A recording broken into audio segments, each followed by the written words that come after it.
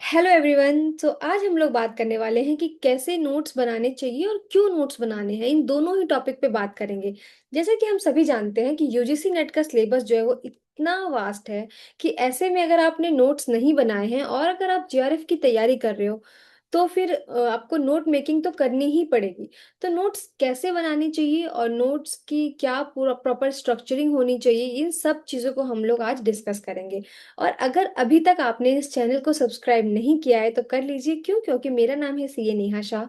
मैं x banker हूँ, x DU faculty हूँ, मैं चार्टर्ड अकाउंटेंट हूँ और मैंने यूजीसी नेट भी 2 बार क्वालिफाई किया है। तो आई थिंक इतना इंट्रोडक्शन मेरा काफ़ी है। हम चलो अपना टॉपिक पे बात करते हैं। तो हम सब जानते हैं कि जो कॉमर्स का सिलेबस है वो इतना बड़ा है। इवन यूजीसी नेट का ही सिलेबस इतना बड़ा है। क्यों? क्योंकि उसमें ग्रेजुएशन के सारे सब्जेक्ट्स प्लस पोस्ट ग्रेजुएशन, इन सबके सारे सब्जेक्ट्स मिला के आपका एग्जाम होता है। और ऐसे में अगर आपने नोट्स नहीं बनाए हैं तो वो सारी चीजें आप लास्ट मोमेंट पे रिवाइज नहीं कर सकते हैं। तो अगर लास्ट मोमेंट पे सब चीजें रिवाइज करनी है, कैसे करनी है? नोट्स के थ्रू करनी है। तो हम नोट्स पे आज बात करेंगे कि कैसे नोट्स को बनाना है। तो सबसे पहले तो देखो, हमें ध्यान रखना होगा कि जो प्रॉपर सिलेबस है वो क्या है। ठीक है, हम ये तो समझ गए कि भाई अगर आपने स्मार्टली नोट्स बना लिए तो आपका एग्जाम पे रिवीजन अच्छा होगा और आप एग्जाम अपना क्रैक कर पाओगे। ठीक, अब हम जानते हैं कि हमारा सिलेबस कितना बड़ा है, क्योंकि जितना बड़ा सिलेबस उस हिसाब से हमें नोट्स बनाने होंगे। अब अगर मैं कॉमर्स की बात करूँ तो कॉमर्स में टोटल 10 यूनिट्स हैं और हर एक यूनिट अपने आप में एक प्रॉपर बुक है जिसपे आप पूरी 300 पेज की या 400 पेज की एक बुक होती है वो।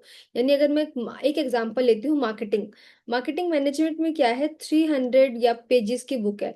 तो आप ये 300 पेजेस प्लस ऐसे टोटल 10, यानी मल्टीप्लाई बाय 10, यानी 3000 आपके पास पेजेस हैं। आप ये सारा का सारा तो रिवाइज नहीं कर सकते हो। लास्ट डे की बात कर रही हूँ मैं।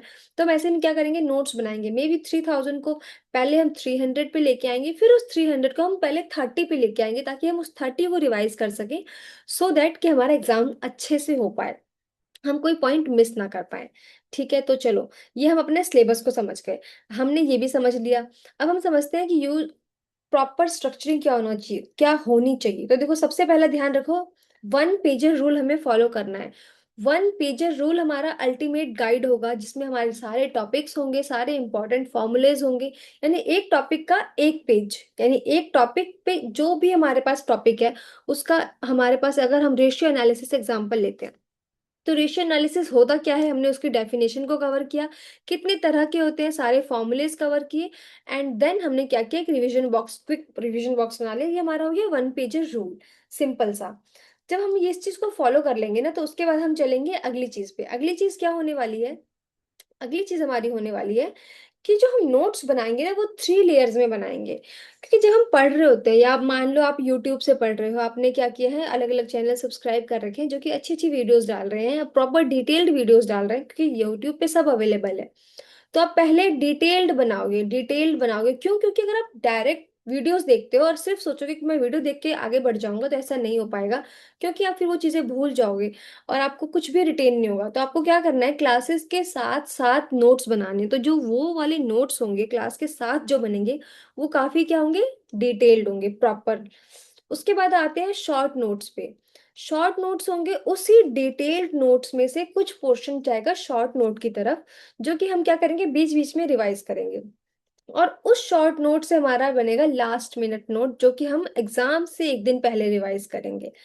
इस वे में हमें चलना है। यानी सबसे पहले डिटेल नोट्स बनेंगे, फिर शॉर्ट नोट्स बनेंगे, एंड देन लास्ट में क्या बनेगा हमारा, रिवीजन, फास्ट रिवीजन करने के लिए लास्ट मिनट नोट्स बनेंगे जो कि 1 पेजर होंगे।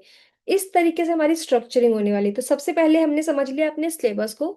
सेकंड नंबर पे हमने समझा क्या, 1 पेजर रूल होना चाहिए, 1 पेज पे एक टॉपिक पूरा कवर हो जाए।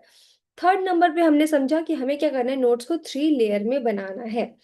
उसके बाद उसके बाद हम आते हैं कि देखो, जब भी कोई भी थ्योरी टॉपिक आता है ना तो थ्योरी टॉपिक सबसे ज्यादा मोनोटोनस हो जाता है और ऐसे में हम क्या करते हैं, अपने जो रिटेंशन है ना वो भूल जाते हैं। हम भूल जाते हैं कि हम पढ़ भी रहे थे कुछ। तो ऐसे में जितने भी थ्योरी टॉपिक्स हैं हम कोशिश करेंगे उनको चार्ट्स के थ्रू बनाने की। डायग्राम हो गए, चार्ट्स हो गए, इस तरीके से बनाएंगे ताकि क्या होगा, वो चीजें हमारे को ज्यादा टाइम तक रिटेन रह पाएंगी। ये हो गया हमारा क्या, स्टेप 4 में हम क्या करने वाले हैं, थ्योरी टॉपिक्स के लिए टेबल्स का यूज करने वाले हैं। स्टेप 5 हो गया, देखो जितने भी फॉर्मूलाज है, यानी आपका पूरा, अगर मैं कॉमर्स के सिलेबस की बात करूँ तो उसमें कॉस्ट अकाउंटिंग भी आता है, उसमें स्टैटिस्टिक्स भी आता है, बिजनेस आता है, अकाउंट्स में कुछ फॉर्मूलेज होते हैं। तो सारे फॉर्मूले को ना एक बड़ी सी शीट ले लो, चाहे वो 2 पेज की हो या 3 पेज की हो, लेकिन सारे फॉर्मूलेज एक जगह रखो। और हमें एक चीज बताना भूल गई आपको, कि जब भी आप ये नोट्स बना रहे हो ना, ये डिटेल नोट्स बना रहे हो और शॉर्ट नोट्स बना रहे हो, तो ये ध्यान रखना है, हर एक टॉपिक में, हर एक चैप्टर के लिए आपको क्या करना है, आपको थोड़ा सा स्पेस खाली छोड़ना है। क्या करना है, स्पेस रखना है। और वो स्पेस क्यों रखना है, ये मैं अभी आपको बताऊंगी।